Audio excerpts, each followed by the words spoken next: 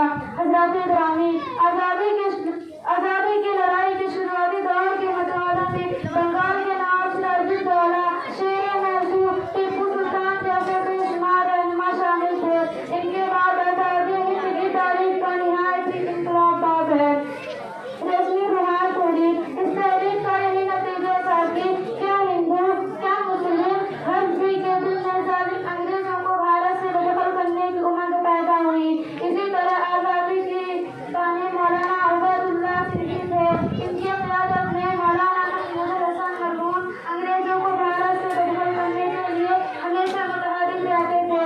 اسی طرح آزادی کی اس شہید کو اسلاف اللہ خان، مولانا جوہر علی، شیخ الہند مولانا محمود حسن دیوبندی، شیخ الاسلام مولانا حسین احمد مدنی، بابا صاحب امبیڈکر اور مہاتما گاندھی نے آگے بڑھایا۔